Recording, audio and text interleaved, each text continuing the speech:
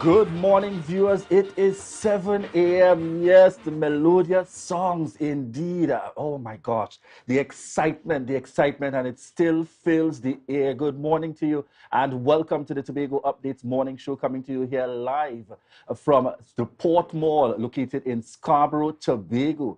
Cats and jammers. Yes, folks, as we continue to give God thanks for life, I am Julian Skeet. And I am Rhea Richardson George. And this is the day that the Lord has made, and we will rejoice and be glad in it. Good morning to Tobago. Good morning, Trinidad. Those of you viewing in the Caribbean and those of you on the live, good morning, good morning, good morning. Now, Julian, you talk about playing with heart and passion. That's it right there. Yes. So congratulations this morning going out to Cats and Jammers. They are the winners of the medium band. Yes, the medium band category that took place last night here in Tobago. Congratulations indeed. Going out from the entire Tobago Updates team. Where, in fact, a number of the bands that would have played last night, the feedback excellent and exceptional, you know, really going above and beyond. And when I speak to persons who are indeed pan lovers to the core, they've been following from event to event, pan yard, as they say, the pan crawl and so on that happens here in Tobago and in Trinidad. You get that clear sense of joy and excitement, one, for being able to be back out in their pan yard to enjoy what they have been accustomed to over the years, and two, as you just indicated, seeing the passion, seeing the drive, the energy and the commitment of the members, and certainly the excitement. And I think that the joy for us is a little more, simply because of the fact that you've seen Kirsch Ramsey, you've seen O.J. Richards, and these young persons grow up in the Pan fraternity to get to this point where they are arranging. It's really a joy. It's really, really a joy. It really is indeed. And I'm just looking here at the artifacts of the performance. I mean, you were there live last night. Yes, for a short bit of it. For a short bit. But I'm even looking at the energy of the director. And you see the passion, you see the drive, you see the energy. And that can only come from loving what you do. And certainly, I mean, they're sweating, but they're playing on, they're trudging on. And because this is certainly what they love. And you know, I had the benefit of seeing Kirsch and on the stretch there, because you know parts of the highway would have been blocked off in order to facilitate this very grand event hosted here in Tobago. And really, I felt like, you know, he appeared so calm.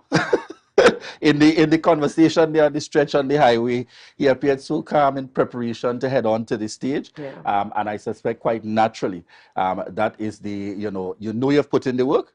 So therefore, you are looking forward to what is going to come. Definitely. I mean, excellent performances last evening on the highway. This morning, drivers by are certainly seeing the after effects, because the highway, along the stretch of the highway, is in a mess. All right. Well, I suspect, therefore, you know, the work is there to be done, and we'll see what happens within early this morning, because I'm certain that they would have put the necessary cleanup arrangements in place. If not, we ensure that Pan Tobago, that the necessary cleanup arrangements are in place for this space. All right, viewers, at this point, we head on over to news in 90 seconds. Thank you, Julian and Rhea. I am Candace Jackson, and here is your news in 90 seconds for Monday, 13 February 2023. Cats and Jammers retained their title as champions of the Medium Band Panorama Finals last night at the Parade Grounds in Bacolet. Arranged by Kirsch Ramsey, Cats and Jammers delivered a powerful performance of Baron's Tell Me Why, despite being inundated with rain.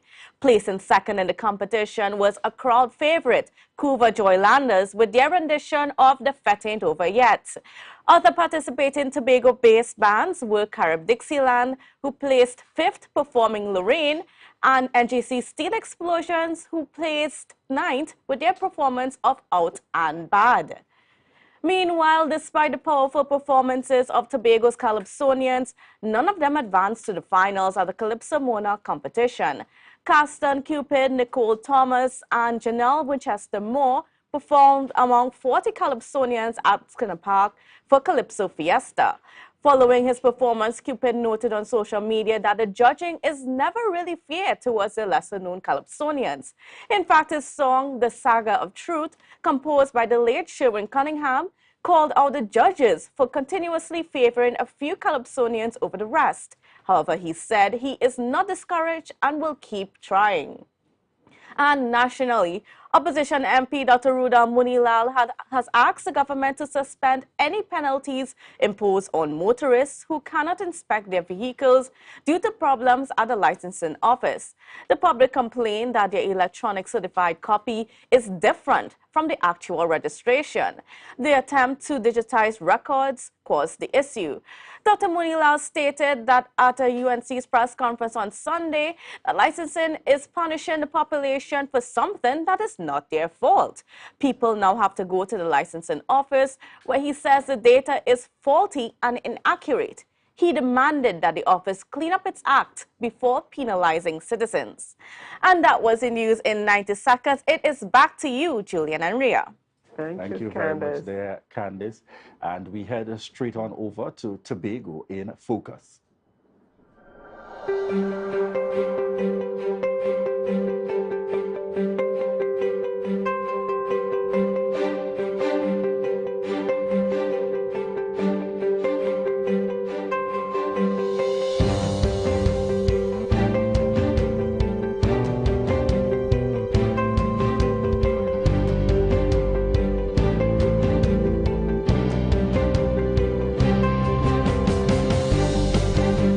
Getting themselves off to a great start, the Division of Settlements, Public Utilities and Rural Development can now have home repair checks ready as soon as 3 weeks from date of approval. Continuing on the topic of homes, Secretary for the division, Mr. Ian Pollard, confirms the request for proposal has gone out for the Shervin estate. And we are hoping that sometime in April, we could award a contract so we could start grubbing or clearing of the land, the contractor, whoever is selected in the dry season, so we could start that. We're hoping that we could complete these homes in the next 32 months. 400 plus units are expected to be built. The Secretary affirms that businesses from the private sector are also expected to participate. I had a consultation on Tuesday morning with all the hardware owners and even the electrical store owners, West Side, Downtown Electrical, everyone. And they have high praise of the division and the initiative because they say they have never been invited around the table to have that discussion, because my leadership style is that persons must be informed. Yes. And once they know what is coming, it's not going to come in the next 2 weeks, but construction will start probably in the next 6-7 months. So we had got discussion with them so that they could get themselves prepared, either bulk buy as an association, so that whoever the contractor is could now find favor with their prices and award have them supply them the necessary materials that they need. While the Shervin Estate projects is estimated to cost over $300 million and is the division's major project on the island, there's also ongoing work still taking place in the Adventure and Adelphi estates in Plymouth and Mason Hall. The division hopes to have at least 100 units ready by March and April of next year.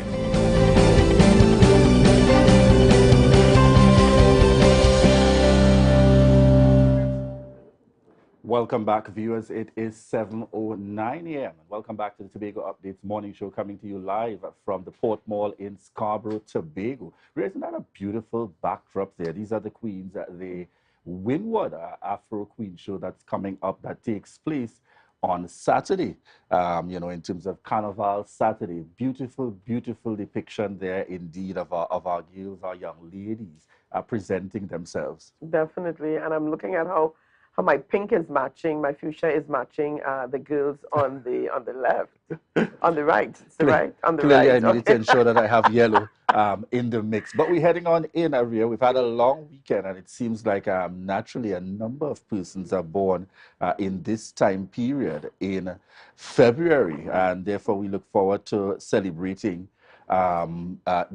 celebrating with them this morning, and we're heading straight on into our birthday celebrations. All right, so we get started this morning, and this is a special birthday shout out here coming in this morning. We want to wish you a happy, happy birthday. Darian Moore turned 14 yesterday, and this greeting is coming out from your mom, Maria, dad, your sister, Aliyah, Kurlan, and Damari Moore, the entire family wishing you a happy, happy birthday, Darian Moore. We also have here on screen Uncle Cleve Simon, and this is wishing you a happy birthday celebrated over the weekend. Uncle Cleve wishing you a happy birthday from the entire Simon family. All right, we got birthday greetings also going out to another family collection, Eleni Otley. And this is from your dad, Ellis, grandmother Purvis, Auntie Purvis, the whole Otley, Joseph, a family wishing you a happy, happy birthday and God's continued blessings. My very good friend here, Rhonda Esdell. Want to wish you a happy birthday indeed, and I trust that you enjoy the celebrations and God's continued blessings. Sheridan. Yes, Yeah, this is the we like to call him the vibes man, the energy man, Sheridan Cook. That's right. All right. Wishing you a happy birthday, Sheridan Cook. We trust that you enjoy the celebrations. Blessings, bro. And I know you're on the move. I know he's on the move. That's right. We got Fiona Grant as well celebrating her birthday. Love going out to you, Fiona, from all of us here at Tobago Updates. Birthday blessings, Fiona. That's my very own villager, you know. Asha Mars Lewis, I tell you, happy birthday going out to you, my dear, and lots of love going out to you. You're aging like fine wine. Happy birthday, Asha. We've got Latoya Williams. Latoya Williams celebrating her birthday, and love going out to you this morning, Latoya, from all of us here at Tobago Updates. On screen, Kemba Cox, wishing you a happy, happy birthday, Kemba, out there in Trinidad enjoying the season. Happy birthday, Kemba. All right, on screen here, we got my cousin, family time, man, wishing you a happy birthday. This is my big cousin, Jason O'Connor, out there in Maraval. I want to wish you a happy birthday and God's continued blessings. And this is a special one here. This is Mr. Sean Benoit celebrating a birthday. Sean Benoit, happy birthday going out to you, and trust that you have a great one today. Yes, wishing Sean a happy birthday as well. We go way back indeed. Want to wish you the very best. Trust that you enjoy the celebrations. All right. We also have on screen Hadassah Trim. Hadassah Trim. We are wishing you a happy birthday. Trust that you enjoy the celebrations. And this is my uncle Sharpman, my uncle Neil Richardson celebrating, who celebrated his birthday yesterday. Happy belated going out to Uncle Neil from the entire Richardson family here in Tobago, in Trinidad, and out in the U.S. Let me pause for a moment. You call him Uncle Sharpman? All right, let me leave Uncle it there. Neil, no, he's one of our favorite, one of our top uncles. Happy birthday, Uncle Neil. And this is the lovely Kernette Edwards, who celebrated her birthday yesterday. Happy belated going out to you this morning, Kernette, and trust that you have had a really great one. We got to pause for a cause for this one. Do you one recognize this face? That's right. Is this a current face, Ria? Is this a picture from years ago? He's a little bit younger here. He's a little younger here. But certainly the features have not changed. You know, this is Drew Dias, who celebrated his birthday a couple of days ago. So happy belated going out to Drew. And Drew said nothing, you know. Not a word. Yeah, he's one of those guys. Gets what he has to do done. Birthday blessings, my brother. We trust that you enjoy the love going out to you. You know, is he going to be at camp? I'm not sure. I'm not sure. All right. And we also have on screen very good friend across the import of Spain wishing you a happy birthday. Met Giselle through Rotaract and the Rotary family, and we want to wish you a happy birthday, Giselle Holder. We trust that you enjoy the weekend celebrations for the birthday. All right. Ria, certainly, and we've got a number of persons this morning joining us on the live. Before we head on into our first interview this morning, Sanisha Ali, Hazel Isaac, Marilyn Spence, Joe Field, Carol Fraser Davidson. All these persons on the live with us, QK Melville, Lisa James, the original Janelle Allen. Yes, my family, my connection, my villager out there. Morning to you. All right, Travis Moses, hello, my words to each and every one of you. We want to say morning, and thank you so much for choosing the Tobago Updates morning show. Who do we have coming up this morning? All right, so we start things off this morning chatting with Atiba Martin, who's the Manager, Engineering Unit, Division of Infrastructure, Quarries and Urban Development. And the focus this morning is the upcoming projects upcoming projects and scope planning and execution of these projects. So you tell us, Atiba's going to tell us a little bit more about that. All right, and who else do we have on the rundown this morning, Ria? We're going to be wrapping things up this morning with the man himself, Duvon Stewart. Yes. Duvon is going to have a nice one-on-one sit-down interview with Duvon because we'd love to know, you know, how he feels after the big win. Duvon has been putting his heart, soul, energy, mind, everything into Pan.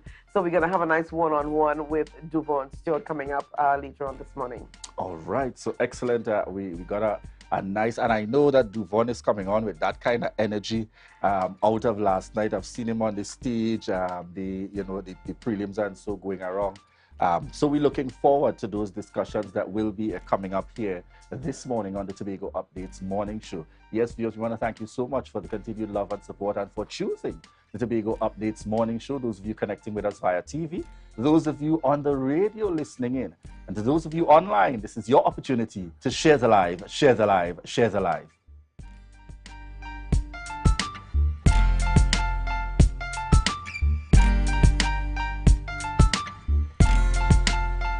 During the carnival period, here are some safety tips for patrons attending events. It is recommended that you have at least one form of ID along with a contact for your next of kin. Where possible, always have someone accompany you to restrooms. And be aware of all form of signage, inclusive of exit signs and exit directional signs, and always take guidelines from uniformed personnel. Know your limits. Refrain from excessive use of alcohol, which can impair your judgment and lead to injuries. On entering an event, do not stand near exits, as this may create congestion. Under no circumstances should you climb temporary structures, ladders, scaffolding, trusting, as this can lead to severe injury and even death. And be aware of overcrowding on temporary structures, as this may cause them to collapse. Do not run in front of, stand or go under moving vehicles. Remember, public safety begins with you. February 21st, Friendsfield, Tobago. We get ready for We Backyard.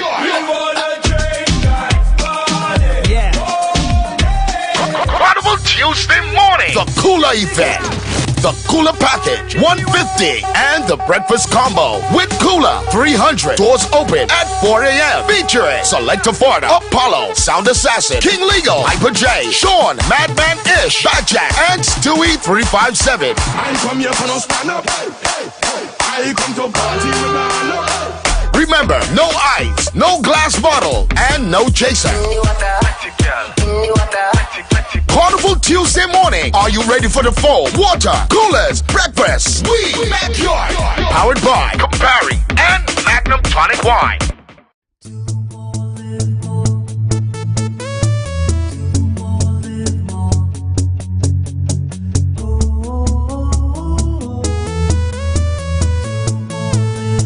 This is how it's gonna go. They better look up below, 'cause this is your show, and everybody's gonna know. Say it to them once again. They better look up below. This is your show, and everybody's gonna know. That's how it's gonna go. They better look up below, 'cause this is your show. Live more.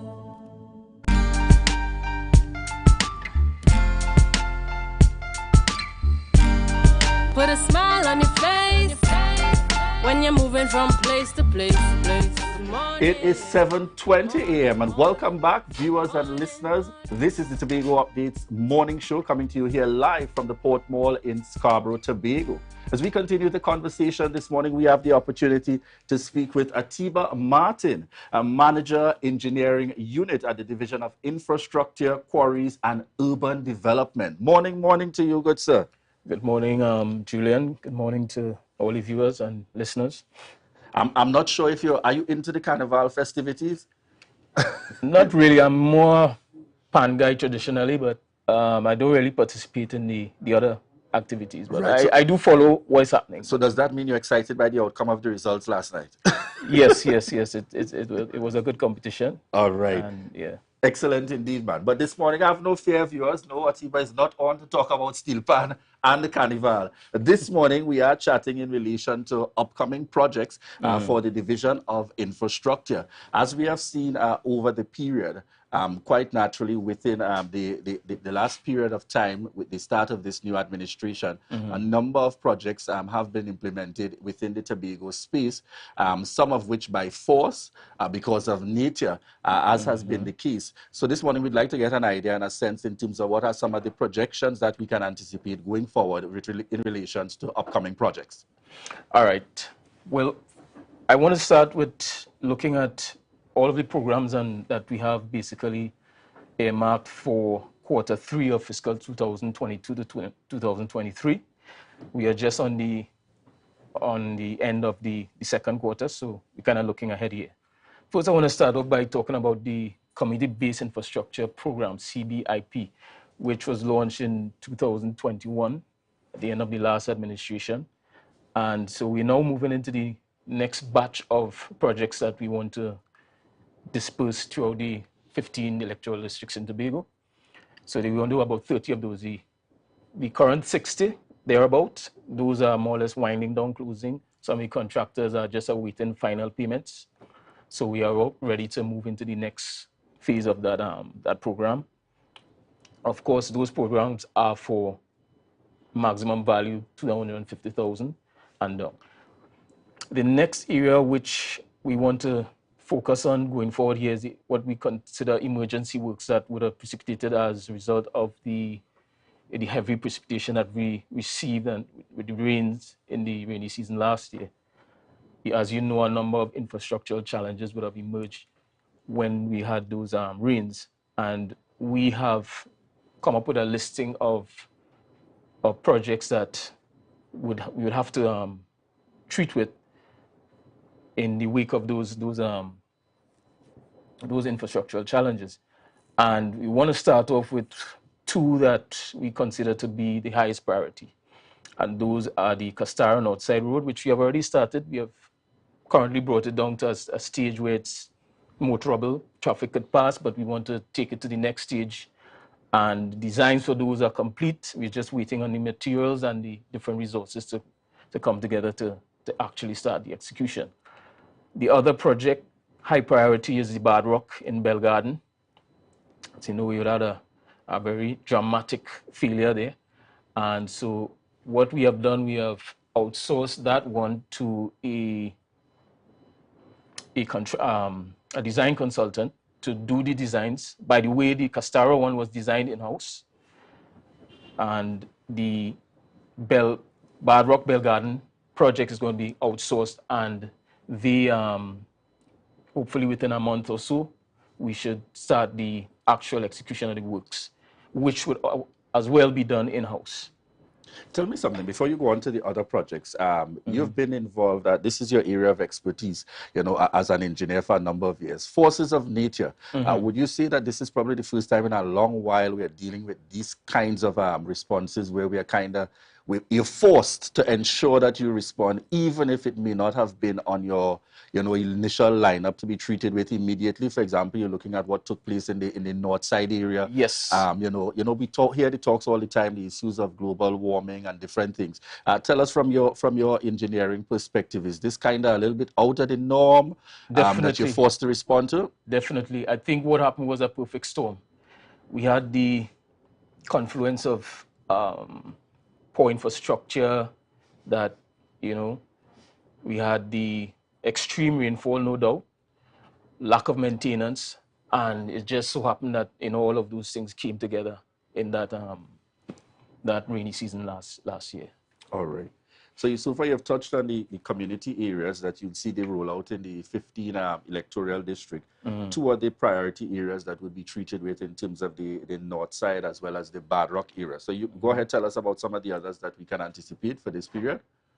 Hanging Down in Roxborough. There's also the Bloody Bay, Roxborough Road. There's a major failure that's been there for years that, is on the cusp of probably having a major failure and cutting off that road. So we definitely have to treat with that. That's a major tourist road, leisure. People who want to visit the famous Tobago Reserve, Forest Reserve there, you basically would have to go on that road. So while it's not a busy road, it's an essential road in that context. So that's the connector one going back around by the Roxborough High School there to take you. Okay. That's right, yeah. In terms of making the connection in that area.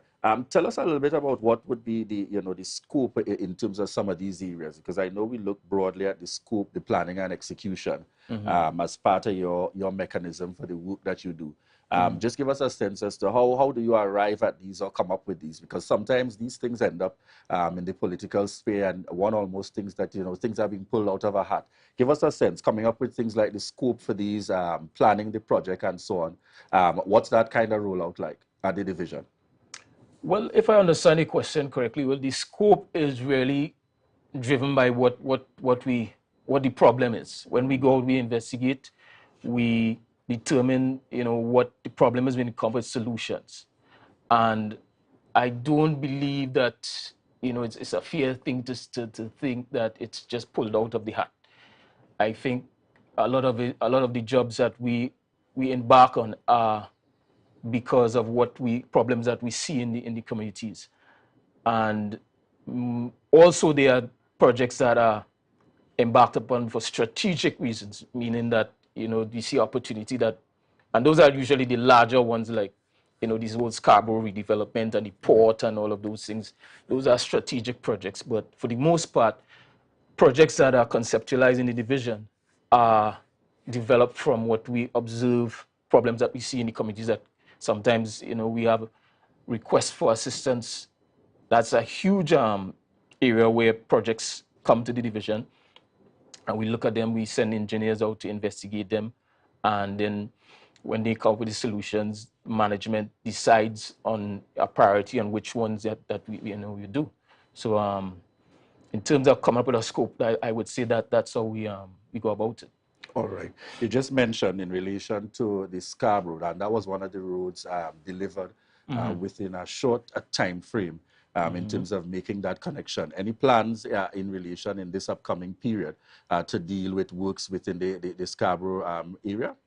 Yes. As I said last time I was here, those projects are part of what I consider to be connecting of roads in Tobago, in Scarborough, which is a natural progression. And to continue in that vein, we want to look specifically at the Wilson Road, Dutch Fort, Gardenside intersection. And we have our traffic management unit looking into that, and the possibility of doing a blinking flashing light, street light there, and possibly being able to move from Dutch Fort straight onto Gardenside Street so that you could get up into upper Scarborough. Presently, what you have there is kind of an unnatural kind of movement. I mean, it may be the best thing right now, but the hope is that, it could evolve into something that is more natural, which is to move as you come out from places like Smithfield, the schools, and so on. Yes. You could get straight up into Scarborough rather than go on Milford Road or hit the highway. You have that alternative. You could, as I like to say, if you are in E-Tech Mall, which is a major destination in Scarborough, and say you want to go to Martineau's Mall, you should be able to, make that traverse easily. To be able to treat with that as easily rather as possible. Rather than going through Milford Road or going on the highway and coming around. Some of these routes are not very, convenient. So we're trying to, the whole idea behind connecting the roads in town is to improve the convenience of traveling. As we speak about Scarborough and you related to any considerations for that Sangsters Hill area as well? I know there has been that age-old challenge in relation to the Pentecostal school that's there, and then the indications were in the past when efforts were made, the recognition that that's actually private property in that area. Any considerations for there? I know They've spoken about roads possibly connecting that Sunday Bishop side. And this is just the layman's. You've seen a road that look close to an open space of land. Any considerations, or that has not been investigated as yet? It is being talked about. It is we haven't gotten down into the fine details of looking at it, but it is definitely on the radar. I would say yes. All right. So tell us, in terms of any other projects that you'd like to be able to highlight for us in terms of information for the upcoming period? Yes. They may not be physical projects for some of them, but they're definitely happening behind the scenes. Scarborough, we want to get into a routine maintenance program for Scarborough, and that will be executed by the road maintenance section. We've received the interim report for the Scarborough Redevelopment Master Plan, and that is currently being reviewed. And thirdly, we're on record as saying that we want to embark on the underground utility corridor. Right. We're still waiting on. I just want to give an update on that. We're still waiting on seeking the IDB funding from the Ministry of Planning. So funding, I would say, is one of the constraints that we have on that. I mentioned the Dutch Fort. I want to speak a little bit about the Coastal Zone Management Unit. We recently, last week, received the inception report from Smith Warner International, where the consultants looking into the upgrade of the Milford Bay Pigeon Point rehabilitation, all that, coastal erosion issues that they have down there. Right. And just briefly, it's still in the infancy stages, but briefly I could say that one of the findings coming out of that study was that a lot of the infrastructure that we put there were poorly done, or they're not suitable. So some of the choices that we made there. So part of the intervention going forward is to do some beach vegetations, a little thing called a vegetated sand dune to help boost the sand stock that we have down there that we currently losing. But definitely, a lot of the problems were encountered because the infrastructure was poor, and I'm talking about the breakwaters and the groins and what have you, were poorly selected. So we have some improvements to make there. So this area we're talking about, for those who visit regularly enough, this looks at the forefront area there, the jetty coming around in Pigeon Point itself. Yes, it starts from the Buku Reef, right, and coming around all the way to end, Sandy Point, Swallows, all those areas. Okay, because that entire area study. What we have found that in recent times, I actually had myself went down there with some friends and was saying, "Wow, I haven't seen this in all my years," where the water appears to almost be reaching up by what would have been naturally some of the cabana spaces, and so in the area. So you said you're looking at the beach, what do you call it, beach vegetation? Yeah. As well as the sand. Vegetated sand dunes, like a sand dune in the Sahara, picture that? Right. And you just have vegetation on top of it. So I guess to make it more stable. So that, because the problem is of course erosion, as the longshore drift, and as the water moves across that area, you're getting the erosion. So what you want is to stabilize the beachfront. And these are some of the things that they're recommending in the short term. But also there's more to come, because they have to then move into the preliminary design and feasibility. So there's a lot to come on that project, that area in general. All right. Because you said that's still very much within its infancy stage. Yes, yes. More on coastal management, we recently went to the Roxborough Argyle district, and we looked at the Kendall Bay, and there's some significant erosion taking place there, affecting some of the residents who are living close on the coast.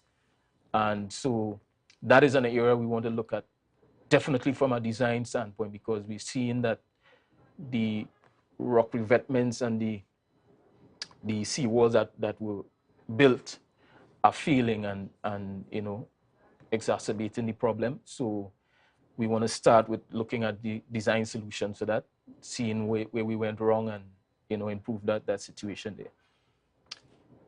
Would you say, looking at some of the challenges that are faced over time, as an engineer again, based on your expertise and area of study, would you say that some of these things have naturally, what we describe as outlived their time?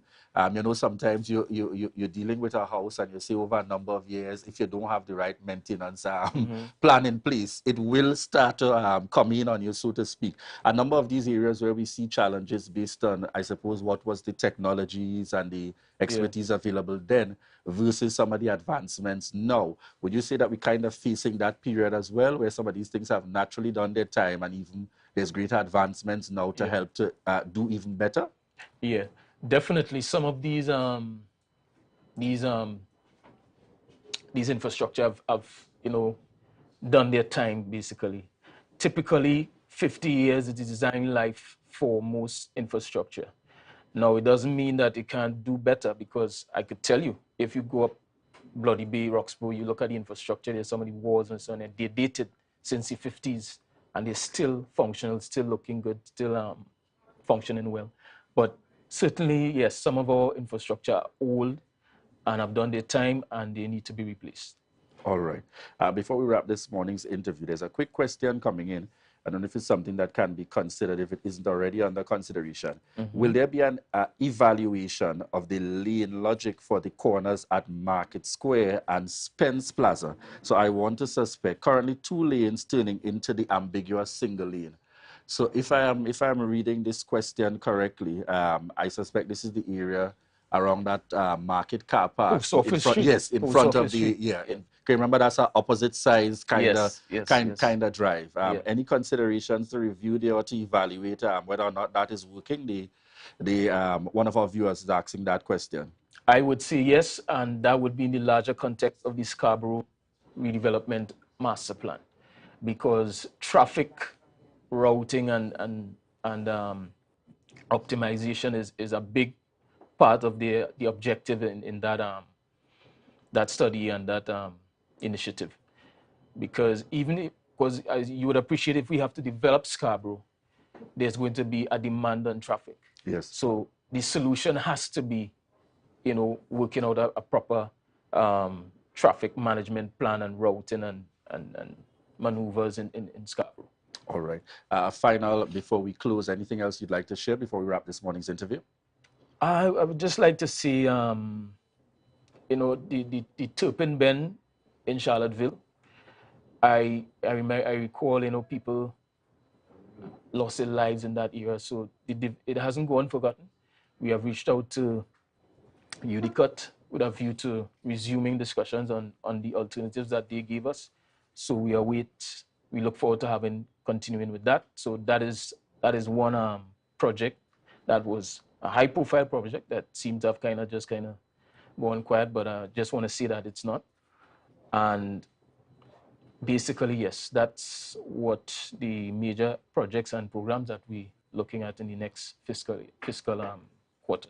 All right, certainly a number of areas being highlighted here. And the good thing is Atiba Martin, Manager Engineering Unit, he's certainly not afraid to return to provide the updates based on what the discussions have been along the way. We would have had preliminary discussions where he visited here, a few months ago, and coming back now to give us sense in terms of where things are at and the projections in terms of where they're heading towards. Thank you very much again, Atiba Martin, Manager Engineering Unit, Division of Infrastructure, Quarries and Urban Development, for joining us on set here this morning.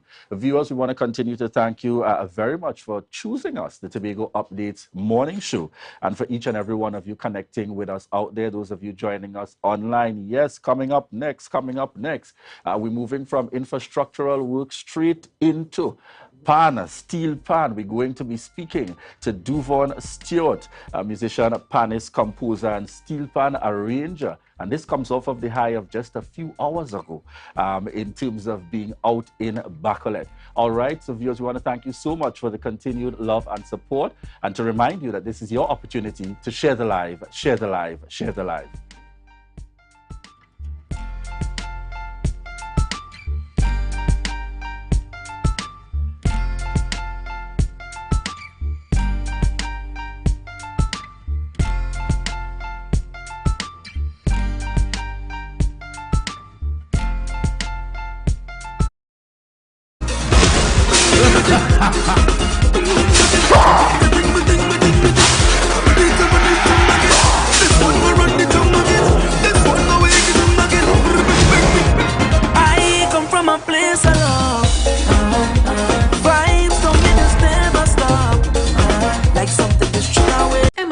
Security Services Company is the most advanced security service in Tobago. Ask about our cash and transit service. It's safe, risk-free, reliable, and timely. We provide safe banking delivery for all business types and sizes with highly trained staff, 24/7 monitoring, coordinated emergency response, and a well-maintained fleet of armored vehicles. Contact us at 660-7723 or visit our website at www.mi4securitytt.com to sign up today. You can now get whatever you need whenever you need it anywhere in Tobago with Tobago. Your meals, medication, groceries, and shopping all delivered directly to you. No more hassle, no more stress. Get the Tobago app today on Google Play or Apple App Store. That's TAPPOGO and let us deliver to you. Check our website at www.tapogo.app or call the experts at 494-TOGO and 484-4746. Tobago. Relax. We will get it to you. Tobago's at your service. Put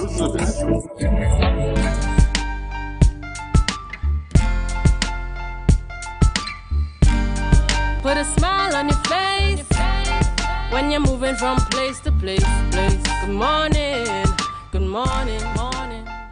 Viewers, welcome back this morning to the Tobago Updates morning show. Just before we jump into things, we've got a quick birthday update,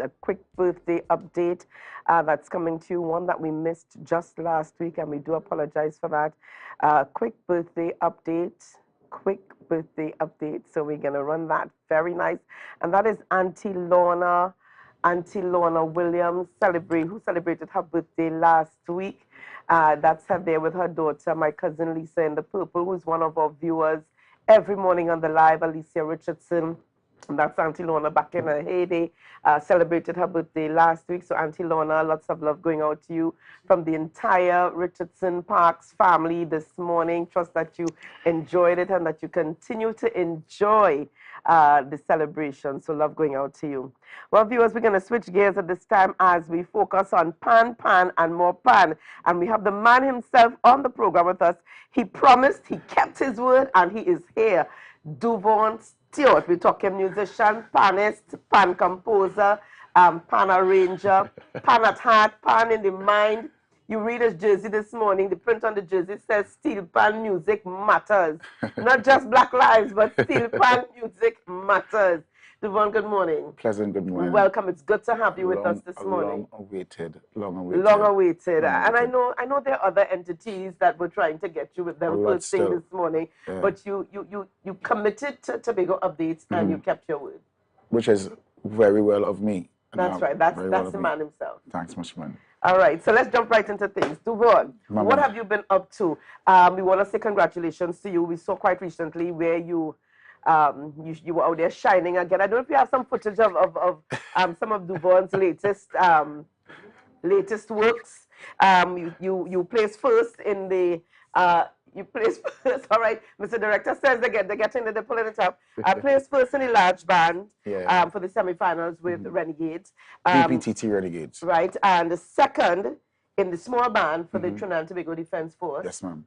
Duvon, what goes in, and I think persons really want to know, what goes into the mind of Duvon Stewart when coming to arranging and putting together pieces for steel bands? The passion I have for this craft that I have been destined to take up starts from the personality, the love, the commitment that I put into it.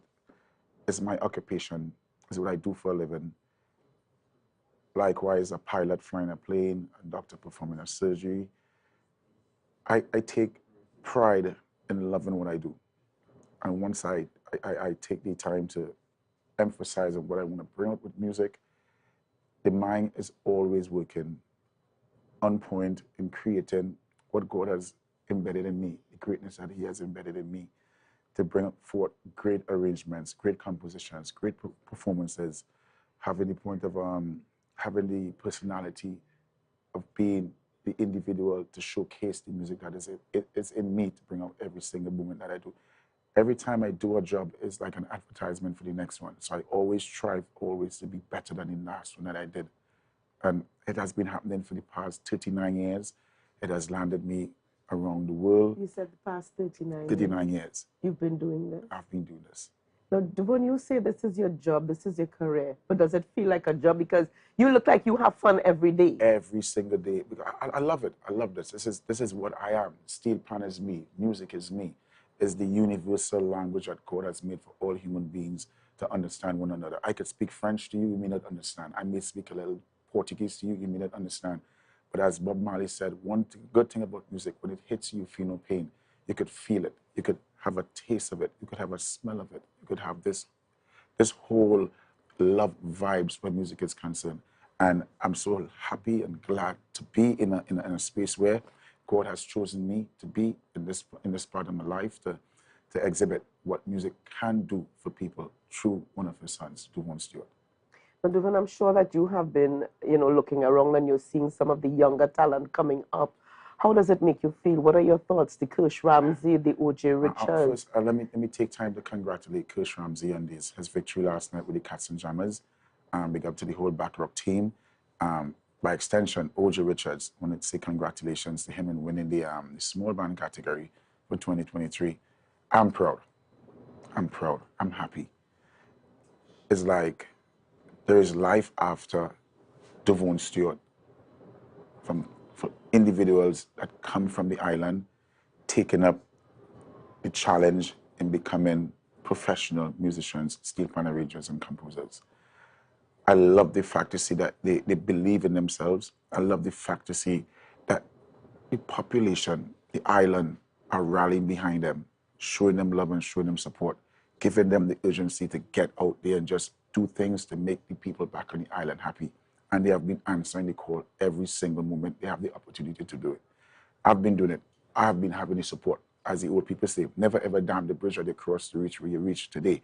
And I'm glad that I have placed that, I've been a part of that journey for them, because they came to Trinidad studying at the UTT with music, they love pan. They were the full time in Trinidad, and they were looking for bands to play with, and they all came to BPTT Renegades while I was their arranger. And I had the opportunity to see them grow, see them educate themselves, see them groom themselves with the little mentorship that I bring to them. Didn't know that I was a big fan, a big following, a big loving-hearted individual by them. To me, they wanted to be like Devon Stewart. They look up to Devon Stewart, and I was really, really proud to see how everything has unfolded now. Now they are not members of BPTT Renegades. Now they are arrangers. And I'm so proud that they have excelled in themselves to be what they are today. And I just urge all other Tobagonians in the space with steel panners, there is life in steel pan. Steel pan music matters. Kirsch Ramsey has exhibited. O.J. Richards has exhibited. Gerald Balfour is doing it. Michael Toby is doing it. Leandro Nore is doing it. And I'm glad to see these names. Keishan Julian is doing it. So many names to call. And I'm proud. I'm really, really proud to see everything is unfolding for the positivity in the direction in which it's going. All right. If you could snap your fingers, if overnight you could become the Secretary of Culture or the Minister of Culture, what top 3 things would you like to see happen in the area of not just culture, but specifically pan? Respect. I believe that this instrument needs much more respect. Just as we stand at attention to sing one national anthem in pride, this instrument needs respect. The second thing, respect. The third thing, much more respect. Wow. It needs respect. You feel as though, we've not respected the instrument? We have not respected the instrument to the point where we claim the state's our national instrument, but yet still we have over 500 schools in Trinidad and Tobago. We have music on the school curriculum. And the instrument of choice that we teach our kids in Trinidad and Tobago is the recorder. It's sad, and that is a disrespect. It's a disrespect. If you really want to check the logistics of it, the value of the steel pan is not really much known to people here in Trinidad and Tobago. A barrel of oil could cost like about $120, $140 US. When you empty that barrel of oil, that drum becomes the making of a steel pan. A finished product of a steel pan is no less than $5,000 US. Do the maths. and we never took time to respect that. We never took time to see where we could have this instrument placed on a plateau. We don't even have a online satellite radio for steel pan music, and there's music out there. We need to just continue to encourage people where this instrument is concerned. Don't have them by the side of the stage on the ground. Don't have them by the door playing to accommodate anybody. Put them on the main stage, because they are musicians just like the Marshall Montanos and the Kes Diffenthal and stuff like that. The instrument needs to be on the forefront. It's happening outside. I feel much more appreciated with my craft internationally than locally. Sorry to say. It's the And that is God painful to truth. hear. That is painful When to I hear. travel, I see things happening and unfold in my eyes. You know, when I walk into universities, I step up and everybody's like, "Oh, this is Devon Stewart, you know, Renegades, you know, Tobago." And it's like, I feel really, really happy, really, really happy and proud. When I come back to Trinidad and Tobago, the respect is there, but I want to see more for it, because we take time to bring in other acts, other artists from all over the world and show them the love, big time. We pay them the love. We show them all that. And when it comes to steel pan music, it's like we only have to wait until the month of January and February to show that big love where Carnival is concerned. And after that, there's nothing. That's why we leave here. We leave here to go out to make something good of ourselves. I mean, again, that is painful to hear. Jimmy Sylvester says good morning to Devon Stewart. And another viewer on the live, Jali, says, talk the things, in support of what you're saying. I am a full-fledged advocate for culture in Trinidad and Tobago. I want to see everybody flourish. I want to see one day a steel pan musician could walk down the Kodak Stadium or the Staples Center to receive a global award for the Grammy Awards where steel pan music is concerned. We have a genre of music and we don't even take time to respect it that much, you know? We respect everything else. We embrace everything else. Can it happen overnight? It can't happen overnight. It cannot happen overnight. It needs to start from the top. And how give us one step. How can it start? Just what's the first step in starting? Just respecting the instrument for what it is. That is the bottom line. There is no titivay, there is no beating around the bush. Respecting the instrument for what it is. Move the recorder out. Move the recorder out of the school. Move the recorder out of the school. Place instruments in all the schools in Trinidad and Tobago.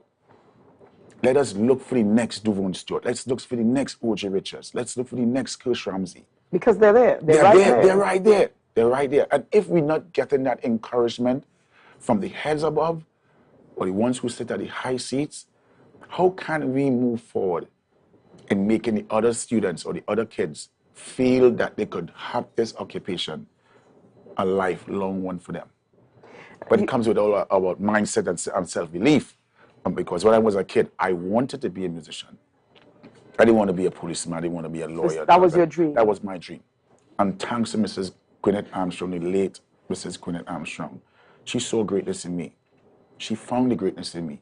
She told me about the greatness that is in me. And it happened today.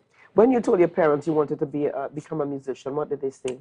It was about a long story. What was the reaction? They were surprised. They were surprised. Is this happy surprise or are you crazy? No, it was a happy surprise. A happy surprise. Happy surprise. My mom and my dad, they are being very, very supportive. The family has been very, very supportive of me. Don't know what I'm doing. And they continue to support me. But did you believe at that time that you could earn a living, that you could survive on being a musician in Trinidad and Tobago? Yes, I could. Yes, I did. I mean, you proved it. I proved it. You proved it. Yeah. But I'm sure back then your parents were thinking, he must be crazy. But how are you going to pay your bills? How are you going to eat? How are you going to survive? Ken, is about that mindset that you create inside from you. You have that self-belief. You never go into something to lose. You never go into something, if I could make it, if I could. I always believed from that day, one go. I wanted to be a musician. I wanted to be a steel pan arranger. I wanted to be somebody, a leader. I don't want to be a follower. Very quickly here, how do you take a song, because we've seen you take some back in times and inject life into it and have a heartbeat that no one ever saw coming. How do you do that? Where does it come from? What is involved? God. Oh my gosh. God, He has blessed me with it inside. And dig deep every moment. I consider it like a divine intervention. Mm-hmm. You know, I didn't have the qualifications as the PhDs or the masters in music. It's a gift that was embedded in me. And I like to see people feel happy. I like to see people smile with music. And every time I do an arrangement or come up with a composition and I place it on the platform, I place it for people to listen, I see smiling faces. It sends tears in my heart, knowing that I am just doing godly work that He has placed for me here to do. What aspect of last night's performance with Cats and Jammers moved you? Seeing Kush Ramsey in front of the band, smiling in his element, being the person that he wants to be, having a group of individuals, 90 players, seeing the mindset that he has created in the arrangement that he heard at the point in time, and the jubilation and smiles that came from him, make me felt that this kid is destined for greatness. He took me back memory lane when I used to be doing my things back in Trinidad with Pan Elders and BPTT Renegades. He's feeling how I felt. He's enjoying and basking in the moment that he's enjoying right now. And I just want to urge him and make him feel that he is doing great things. Just seeing him last night in his element, smiling, listening to his music, being played on the instrument by 90 people, and playing it back for people home in Tobago, it was great. It was great. I was there, I witnessed it, and was like, I was in tears last time I saw it. I was literally in tears because that was me once upon a time, and I received the love from my people back in Tobago. Yeah. Now the transition is taking place. There's a new voice in town. There's a new kid in town. Congratulations, Kush Ramsey. You are doing great things, man. I want to open the floor for you because you just got about 2-3 minutes. I know you've got to get off, but you know, what would you like to say to Tobago? Because there are a lot of persons who were just looking forward to seeing you this morning. Yeah. What would you like to say to Tobago? Tobago's youth. Tobago are those persons in culture, those persons who, who are at the decision-making level where Pan is concerned. What do you want to say? I'm just going to leave it there. I'm even going to look away, Duvon. Just have your time. I'm going to look away. Man, as I mentioned earlier, man, the respect for this instrument, the respect for this music, the respect for this culture needs to be at the head of every decision maker, every individual that are sitting on the high chairs, the high seats, in making this thing become a worthwhile thing. You know, it has a place where no man has gone before. I always believe that. Don't tell Duvon Stewart, tell anybody the sky's the limit, the stars is the limit. Reach for the stars. I eliminate that. Go where no man has gone before. That's the most difficult thing in life to do is to breathe fresh air. Because once you don't have that fresh air, you're dead. So everything that happens within life, it's like a formality. You had to make up your mind to make it happen. And that starts with the respect. Earn the respect. Give the respect to the instrument. So all those who in authority, that sit on the high chairs, please, let's take time, revisit the gift that God has placed for this 1.4 population of Trinidad and Tobago. This instrument steel pan, it's our gift. It's one of the greatest gifts that we have. Please take time, revisit it. See where you could go and do things to make your people feel happy throughout the year, not just around carnival time. Throughout the year. It's like the working of the train station in New York. Mm-hmm. They working, everything has a function to work. Right. Not just carnival time. Make it happen throughout the year. Let's respect the music, the instrument, everything that comes with it. The school system, take the recorder out of the school, period. I've been to schools all over the world, and I'm seeing steel pan rooms. Imagine I was in France teaching in Paris. I walk into the school and I was like, the Duvon Stewart pan room. I said, wow. Stop it, in France. In Paris. I go to the UK. I see the same thing happening. People have the instrument at heart.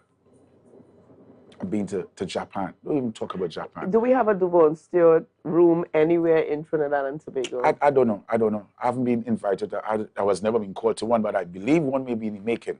I believe one may be in the making. I should hope so. I should hope so. We won't even make it. But again, you know, just to top it off, this instrument needs respect. The people at the head need to show some more respect. Put the instrument on the main stages of whatever you do. Put it in front, you know. Put it in front. Let everybody see what this instrument could do, man. and your message today to Tobago's youth, those young players, because I saw some little teeny ones in the midst of some bands and they were playing with heart. I mean, it's still my dream to learn to play pan Man, one day. I just want to make them say to them, believe, it is possible. Follow your dreams, and just believe it's possible. If I could do it, if Coach Ramsey is doing it, if OJ Richards is doing it, you can do it. Yeah. There's greatness embedded in each and every individual. Run your own race. Everybody has a race to run. Run your own race. And you're not keep competing against anyone. Not compete against nobody. Yeah, you are your own competition. Use your own competition. Run your own race. All right. Amen. Thank you so much, viewers. Duvon Stewart, and I trust Duvon that this is not going to be one. This ain't going to be one drop thing. As long as I'm back in the island, I would love to come and talk and make people feel comfortable with what I'm doing, because I'm just evolving every day. Yeah, we see that every day. It's a real pleasure working with BPTT Renegades and Trinidad, one of the biggest, greatest steel bands in the world. Working after Dr. Jet Samburu. Great. The achievements that I have, the accolades that I have on my name. The most successful steel pan arranger is Duvon Stewart. The most consistent steel pan arranger, they will say Duvon Stewart. The only steel pan arranger to win all 4 categories is Duvon Stewart. The only steel pan arranger to win 3 categories, conventional categories, in 1 year is Duvon Stewart. The only arranger to win all panoramas all over the world is Duvon Stewart. And this comes from the passion and love that I have inside. I did it my way. I'm very, very thankful for all those who came, man, it's so euphoric that I'm speaking these things to you. I'm not tooting my own horn. No, the writing is on the wall. You've got and the thing is, Duvon, you have much to be celebrated. Much to be celebrating about now. Yeah. And like last night, the medium band category, I'm the only steel pan arranger to win this category for 6 consecutive years. 6 consecutive years I've done it. I left the category just to open a door for new upcoming artists, new upcoming individuals in the steel pan world. Look what it landed today, Coach Ramsey. I'm not saying if I was there, I would have been successful, but I believe that my time came. And that's interesting. You knew when to step aside. I knew to when to make step room, make way. Make way. Just make the transition become a smooth one. A lesson in politics. I'm going to leave it right there. I'm sorry. Yeah, man. Definitely. Duvon, congratulations to you. And Tobago Updates is your home. Your passport has been stamped. Diplomatic. Diplomatic, that's nice. right. That's right. Whenever you are here, Tobago Updates gets it first. Amen.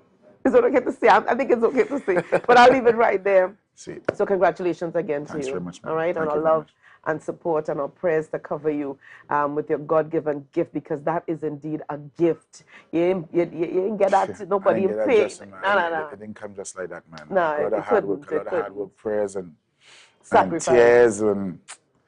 Yeah. I don't want to get too emotional. I think I have a habit for making persons cry on set. So I'm not going to go there with you today. But thank you again. And we really appreciate you being here with us this morning. Viewers, we're going to leave it there for today. We want to thank you for joining us. Have a great day.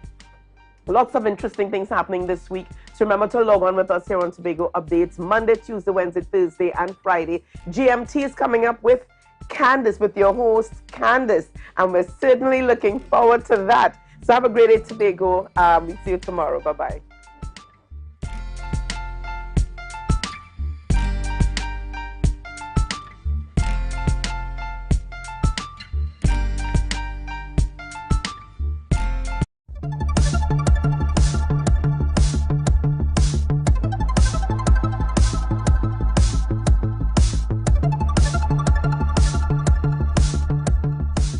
Now, Secretary Charles Pant, in your division would have done a lot in 2022. Are there any future plans that you'd like to share with us for 2023? Yes. We have several plans. Some of them would just be a continuation of what we started in the last fiscal. Like the Louisdor processing facility, we're going to continue with that. The Barbados fish facility, we're going to continue with that. And last fiscal, we would have submitted a proposal to the Ministry of Planning.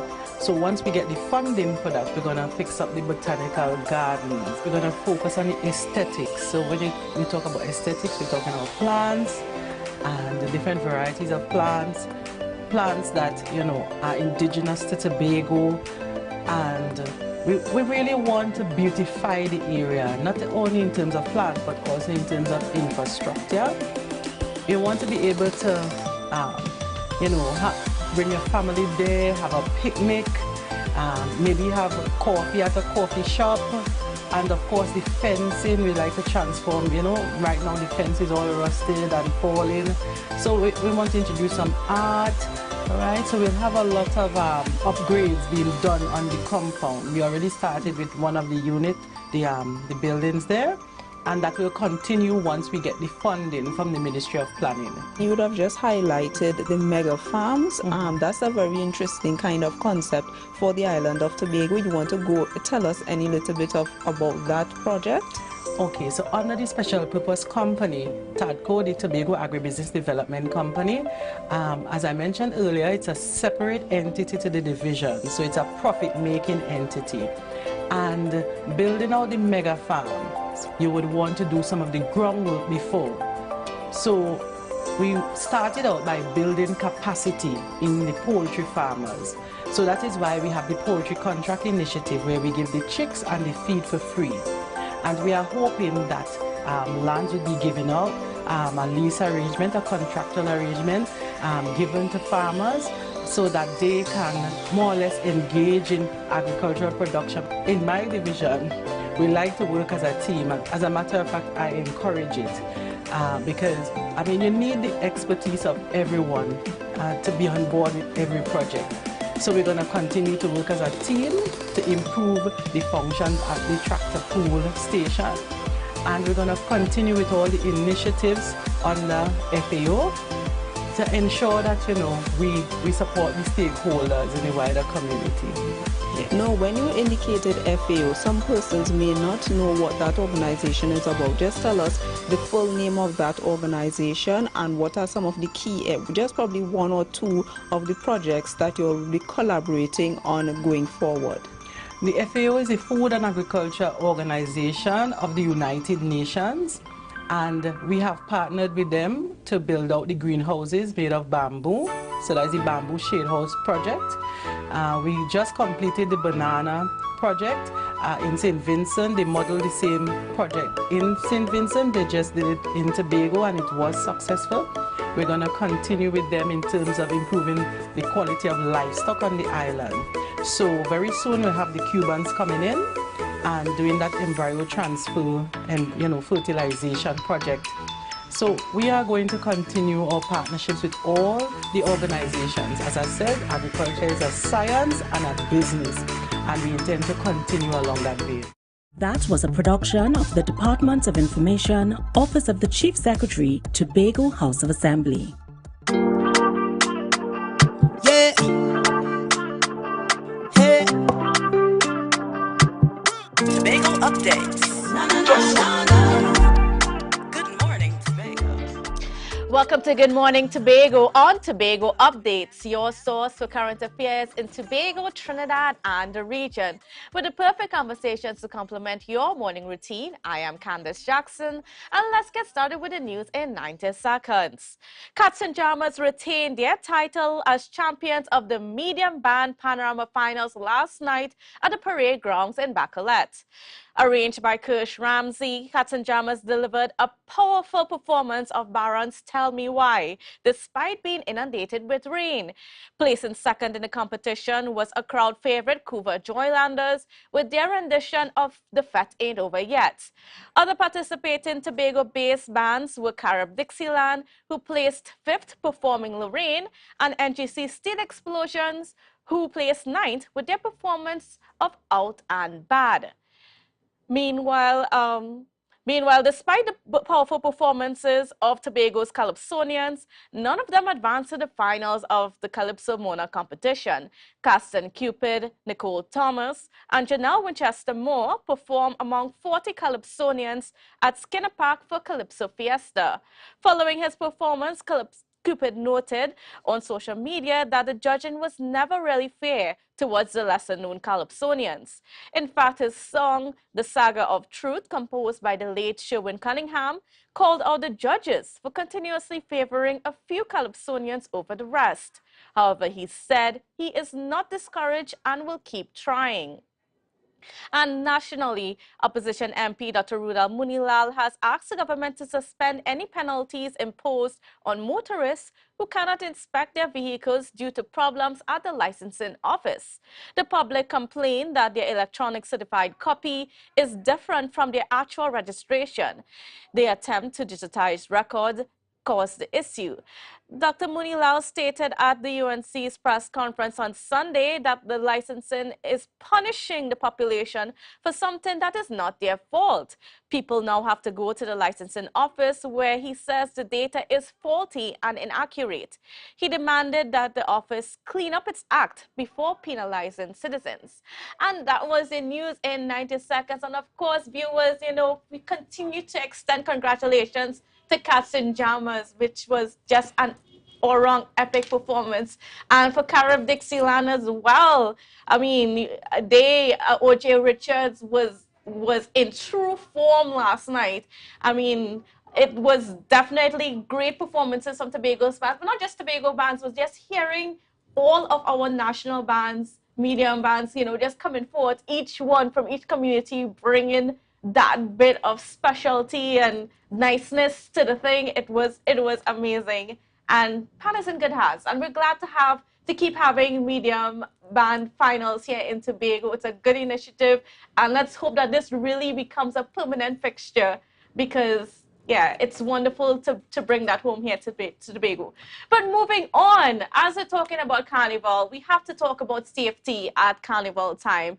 That's, of course, extremely important as we move on. Carnival, I mean, it starts this weekend, and there's a lot in place for that. So to get us updated and to give us some much needed tips, we have on set with us none other than Anderson Alfred, Inspector in the TTPS. Special good morning and welcome to you, sir. How are you doing? I'm fine, thank you, and good morning to you and your viewers.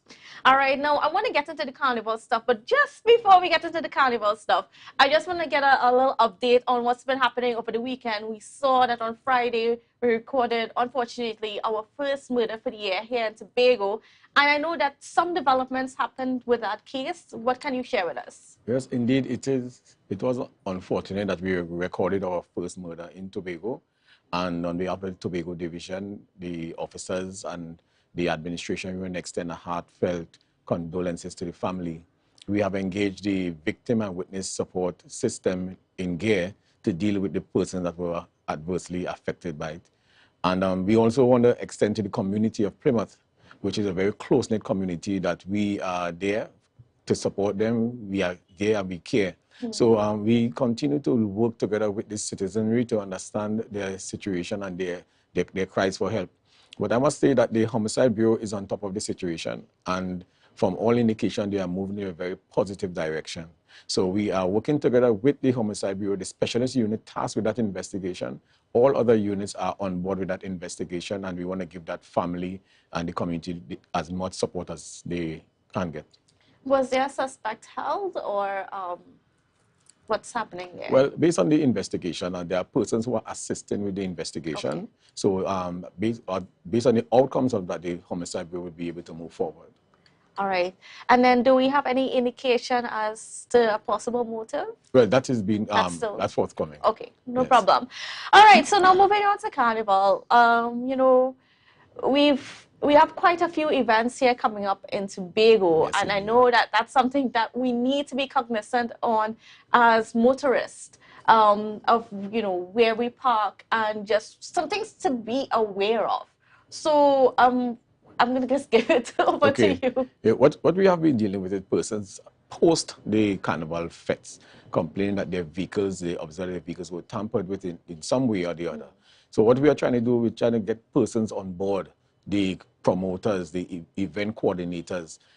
Upon your application for an event, we must, as investigators, work with you to visit the scene The parking arrangement is important for security purposes. So we want to let persons know if you intend of attending these events with your personal vehicle, comply with the instructions of the police officers and security arrangement that is in place, because we are parking your vehicles with your safety and security of your property in mind. Persons have the idea that if they park away from the venue, it's easy for them to exit the venue. But when you do that, you are out of the security perimeter. We cannot guarantee that we'll be able to go to the extreme ends of the event or the venue to locate your vehicle and to pay attention to it. So we want to put this out there. So please comply with the instructions of the police officers on duty. We are doing it systematically for your safety and the safety of your property. Are you also working with events promoters to ensure that wherever the venue is, there is some adequate space to provide some sort of security in parking? Indeed, indeed. So within the investigation, lighting is considered. As we see persons now, they are renting the lighting towers, which are an additional security. There are also sanctions that we put barriers and no parking signs. Those signs are important for your safety. In the event of an emergency, emergency vehicles can freely enter the property and leave the property without any form of hindrances. But when persons park indiscriminately or park at their own convenience, you put a danger to persons who require emergency assistance. Also, when it comes to permits and just being able to move around during carnival time, for instance, on carnival Monday and Tuesday, what should people be aware of? Well, most of the venue for carnival event, national events, the coordinators have taken into consideration residents. So particularly, let's say in Scarborough, persons that live in Sangster Hill area, which may be affected, they are given ample notice.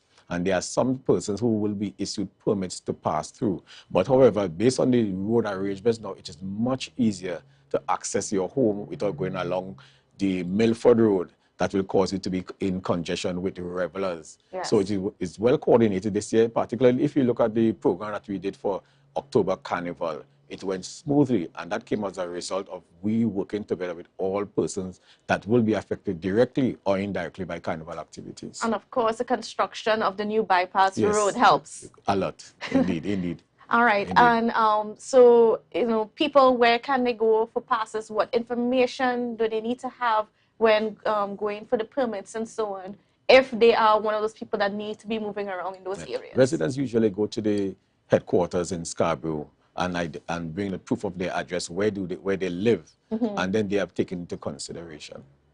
Right. Yes. And then what about in terms of, just regular safety for these events and so on? Are we seeing any kind of increased gun violence and so on at our events? No, not at all.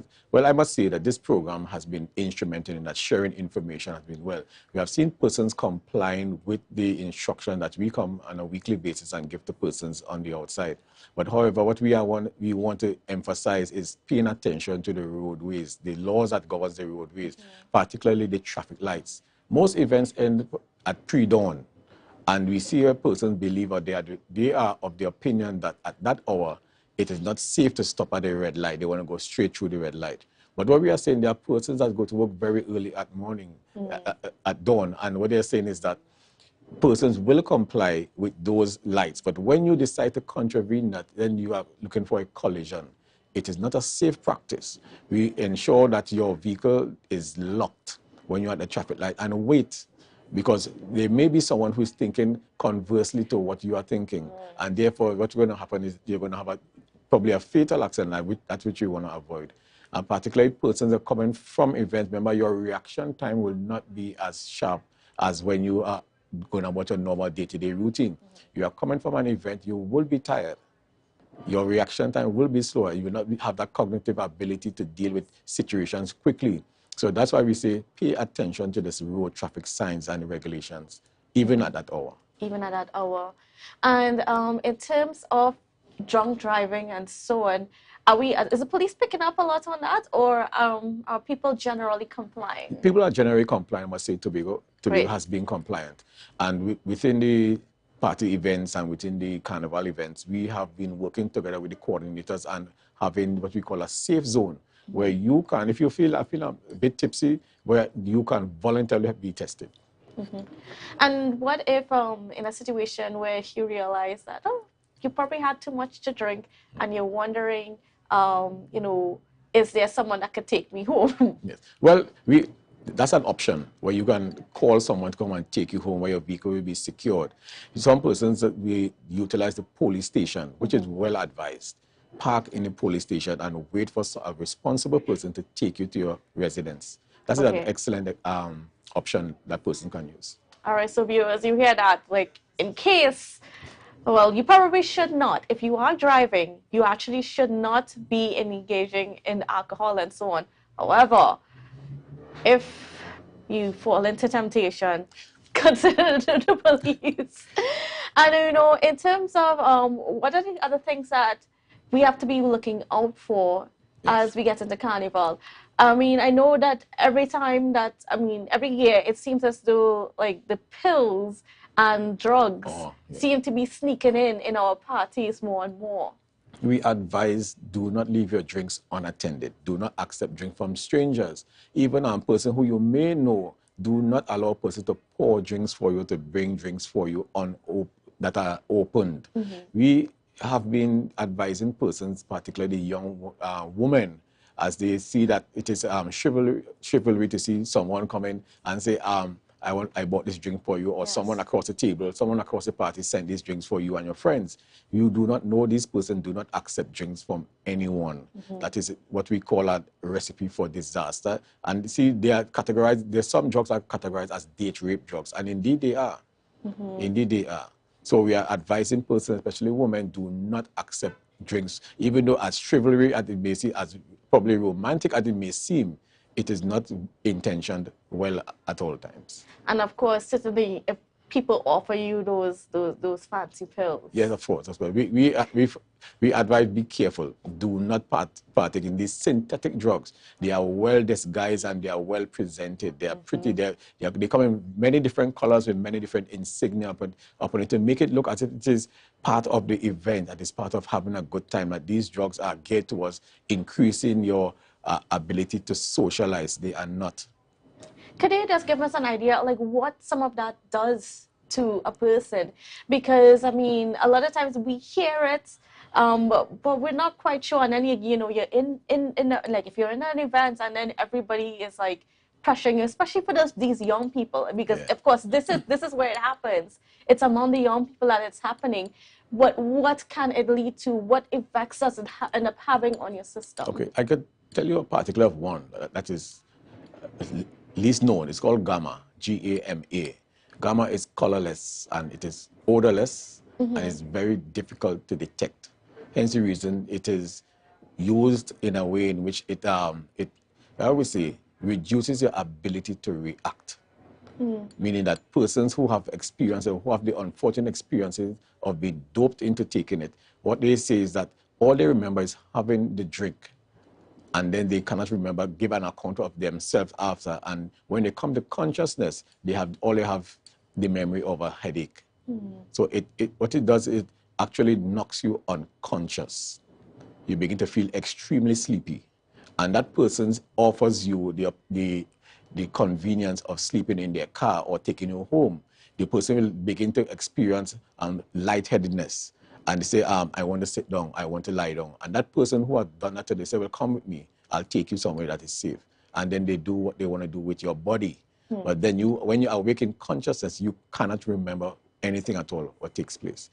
Now, if you are with your friends and you notice one of them experiencing some of those symptoms, what should you do? In that event, you contact the emergency health services quickly and take that person to a medical facility. That is what is advised to deal with a situation like that. All right. And then, of course, you know, how are things looking in terms of our planning, just on the whole, for Carnival? Well, we are doing quite well. We have an excellent operation plan to deal with all Carnival activities in every area of Tobago. Some officers have been called off vacation leave to augment the strength of the police officers on the streets. I want to advise the public and to make the public know that we will be there. We have your back. We have you covered for this Carnival season. Additionally, persons who are not taking part in Carnival activities, the campers in particular, yes, The campers, we want to advise campers, before you engage in camping activity, let the district police officers know where you're camping. We need to know the capacity of your members in the camp.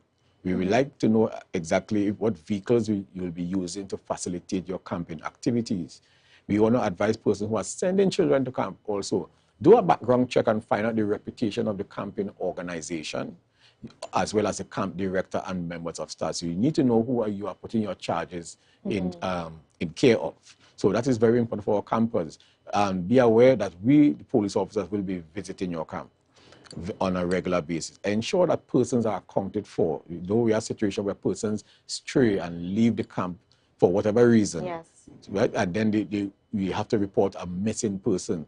Do regular roll calls. Regular roll calls for your campers so you can account for each person.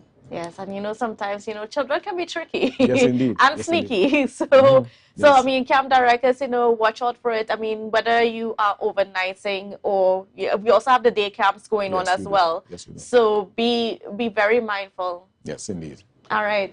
All right. Well, Miss Inspector Alfred, I want to thank you so much for being on with us and giving us these tips. Viewers, please remember that the police are there to help and to serve us. And, you know, if any questions, you can always reach out. Indeed, they can. Right? And, you know, he promised that, you know, it would be, I mean, the police is there for us. So don't be afraid. And, of course, if we see our officers out there, please respect the instructions that are given to you. Just follow them. If you have any questions, you can always ask them a question. But, of course, I mean, just be respectful.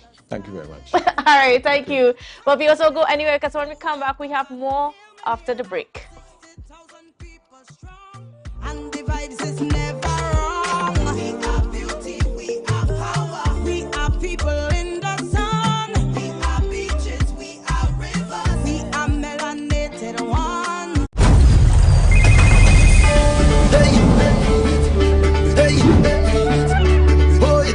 Hear this. Something telling me Joe. Something telling me where. Something telling me this is the end. I can feel the spirit. It calling me. The spirit calling me. Spirit. It calling me. Start to jump around if you feel the spirit. It calling me. The spirit calling me. It's a different type of thing down there. And we party till we drop down there. With a lot of pretty girls down there. Down in Tobago.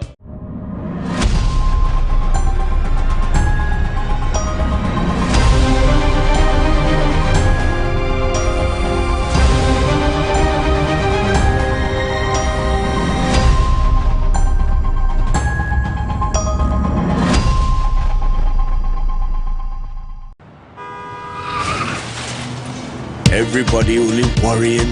Never ever worry. Don't mind how things looking hard. I tell them never ever worry. If your nice car get damaged bad. I tell them never ever worry. What I'm saying is true. So just consider Tatil is always right here for you. I tell them never ever worry. Don't mind if life make you sad. I tell them never ever worry. If your house get flooded out real bad. I tell them never ever worry. What I'm saying is true. So just consider Tatil is always right here for you. I tell them never ever worry. If sickness catch you off guard. I tell them never ever worry. If times fall on you real hard. I tell them never ever worry. What I'm saying is true. So just consider Tatil will always be here for you. Never worry about a thing. Tatil, where people are people. You know what I mean. Together we're stronger. Good morning, Tobago. Welcome back to Good Morning Tobago on Tobago Updates. Well, viewers, we are getting into some chats about communication. So we have none other on set with us than the CEO and founder of Tower of Power Movement, Kadisha Ali Samul. Good morning and welcome to you. Good morning, Candice. It's a pleasure to be here. Good morning, Tobago. Now, for those who don't know, what is the Tower of Power Movement?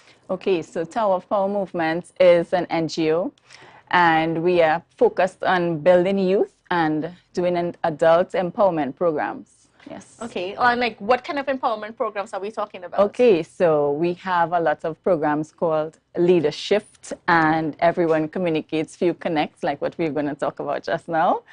And we also do a lot of leadership courses. Yes. Great.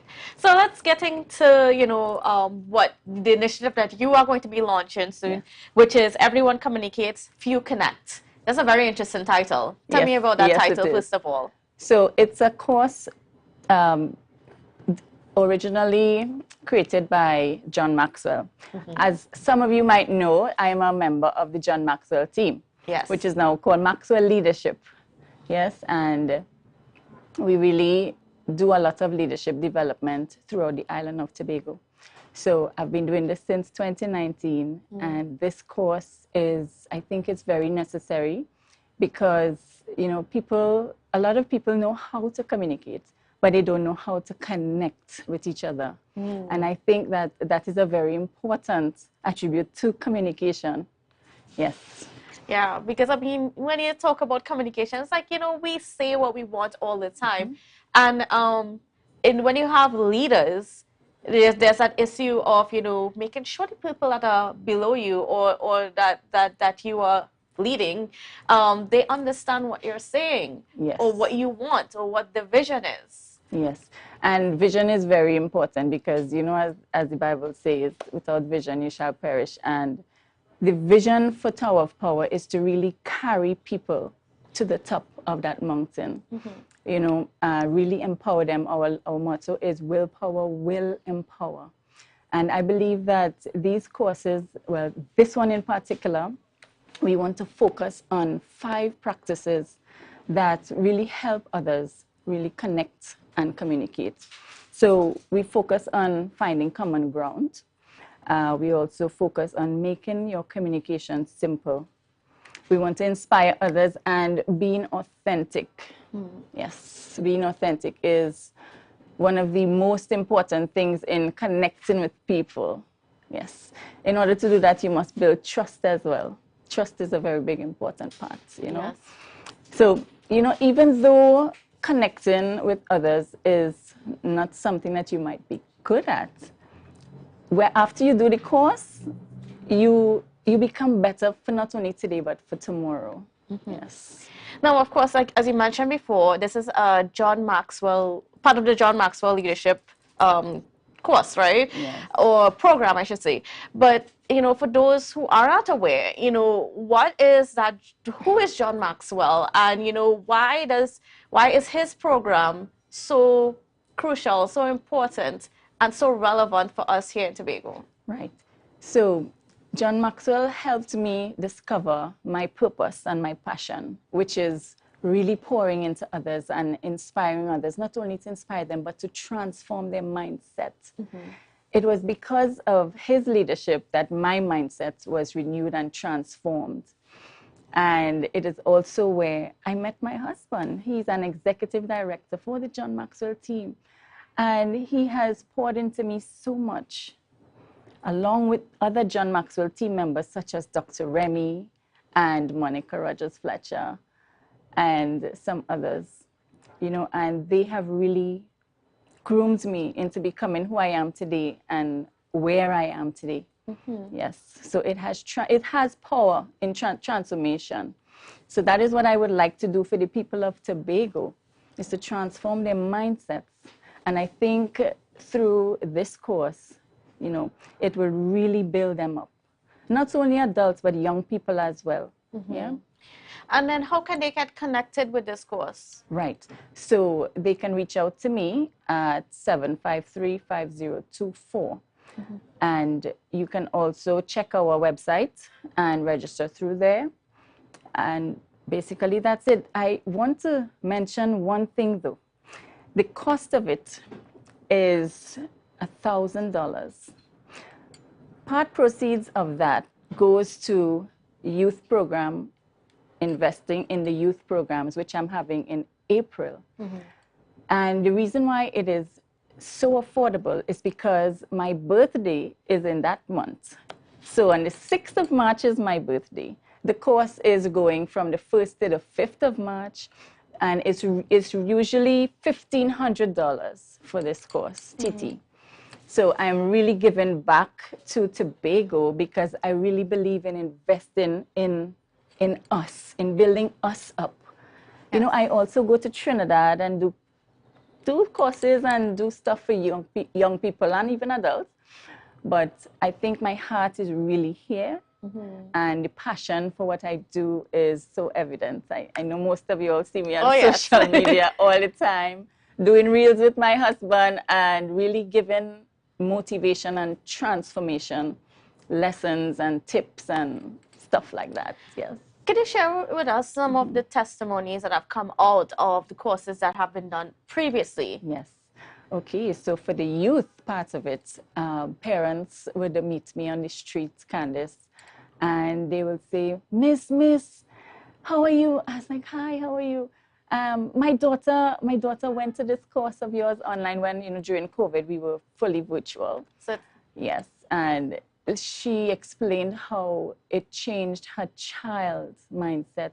And that is when I began to realize that, hey, you know, these little virtual lessons that I'm doing, sometimes it's over 16 days and sometimes it's over 16 weeks. It is really transformational. And being a leader is, you know, leaders lead.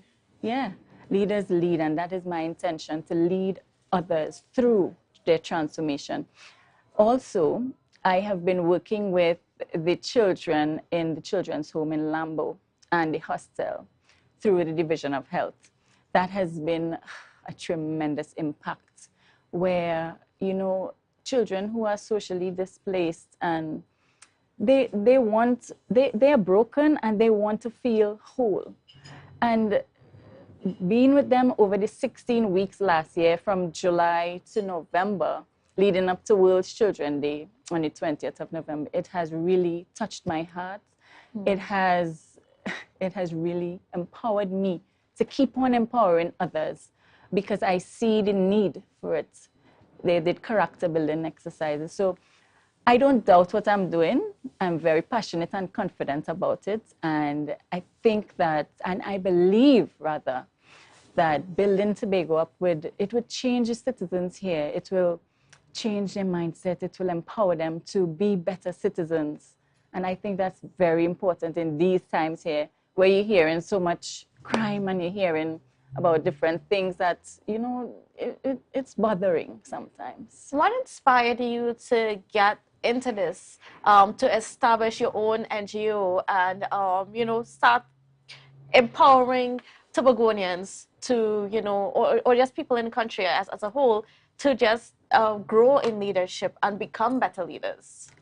So that happened in 2018 when I was on a spiritual journey of finding myself.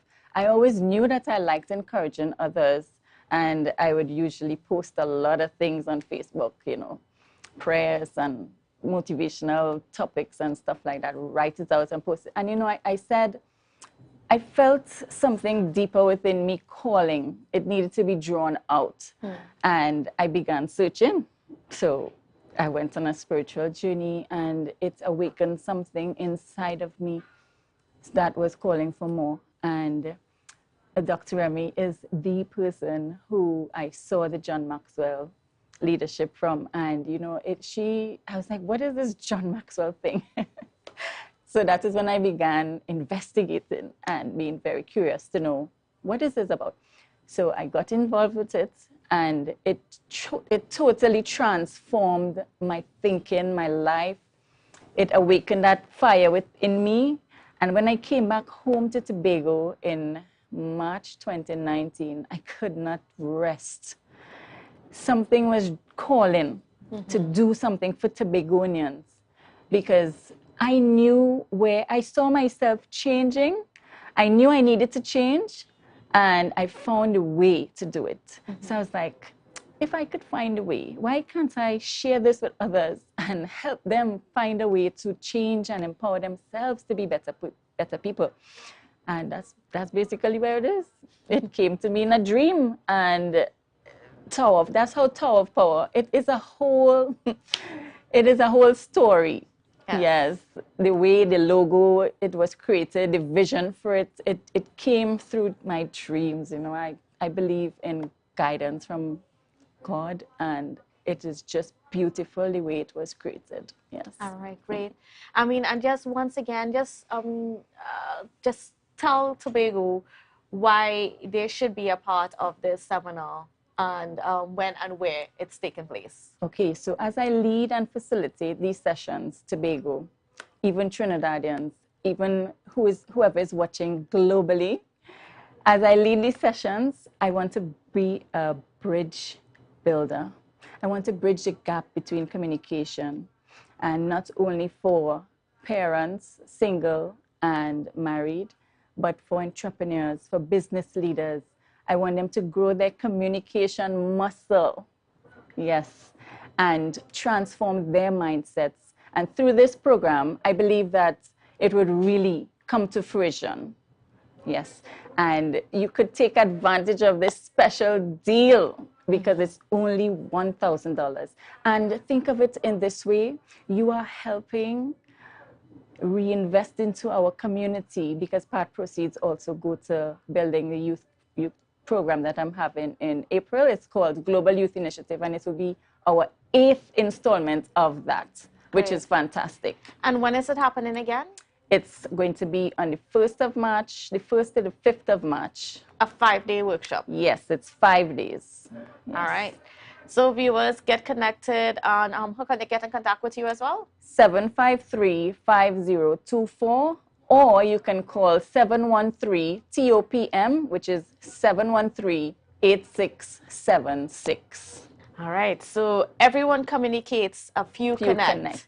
So if viewers, if you are a leader within your space or an aspiring leader, and you want to get improved, because no matter how long you've been a leader, there's always some improvements. Yes. There's always some lessons to be learned. You live and you learn every day. Yes. So this is certainly something that that you want to be a part of, that would help build yourself, even to help encourage you, because sometimes it can be discouraging as leaders out there. True. Yes. All right, viewers. So thank you, Kadisha, and get connected with her. Be part of this program. Be part of that whole mindset transformation. And yeah, we'll see you on the other side of the break. Yes, thank you.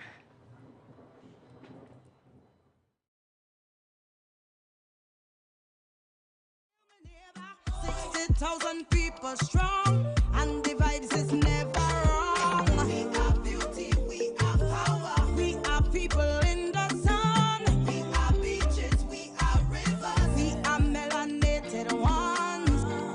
We special and there is no denying Tobago.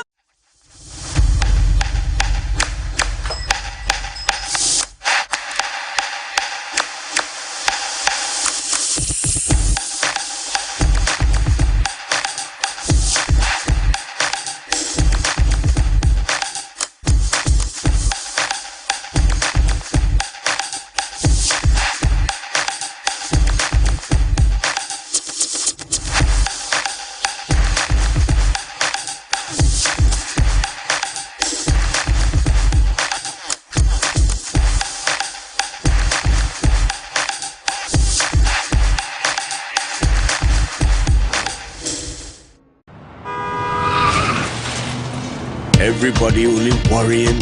Never ever worry, don't mind how things looking hard.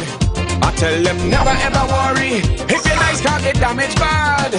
I tell them never ever worry, what I'm saying is true. So just consider, Tatil is always right here for you. I tell them never ever worry, don't mind if life make you sad. I tell them never ever worry, if your house get flooded out real bad. I tell them never ever worry, what I'm saying is true. So just consider, Tatil is always right here for you. I tell them never ever worry, if sickness catch you off guard. I tell them never ever worry, if times fall on you real hard. I tell them never ever worry, what I'm saying is true. So just consider, Tatil will always be here for you. Never worry about a thing. Tatil, where people are people. You know what I mean.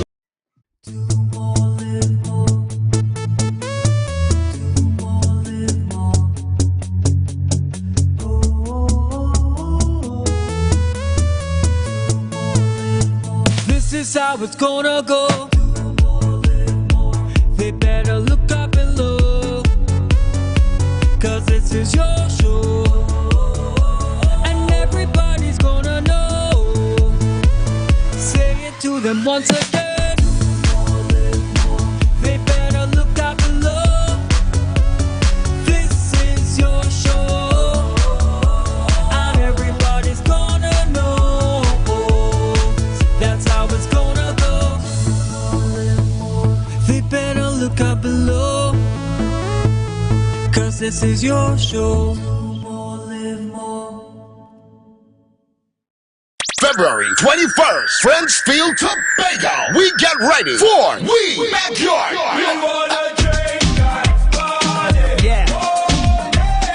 Carnival Tuesday morning. The Cooler event.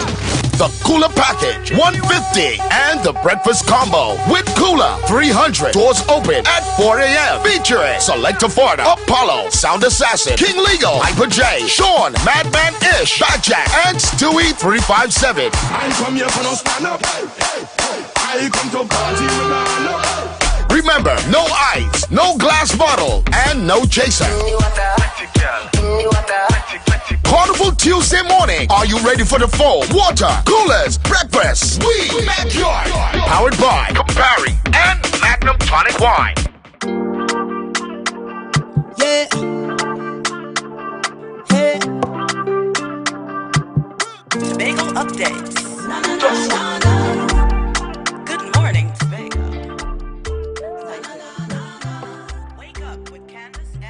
To Good Morning Tobago on Tobago Updates. And well, viewers, we are continuing to tell you some of the great things here that are happening in Tobago. I have none other on set with me than Miss Veronica Fortune. And you may know her as the lady with the horses. She's the owner of Healing for Horses out of Buku. So whenever you're out at Buku and you see the horses going into the beach and so on, it's such a beautiful sight. Well, this is the woman behind it all. So good morning and welcome to you, Miss Veronica. How are you? Good morning, Candice. It's a pleasure to meet you again today in your studio. You came so many times to Buko Point, to our magical park. You came so many times to the beach. I remember you riding Kalakunchin, the Black Beauty. Beautiful experience. Now, I mean, viewers, if you have not ever connected with Healing for Horses, well, you should. It's a pleasure to just interact with the horses.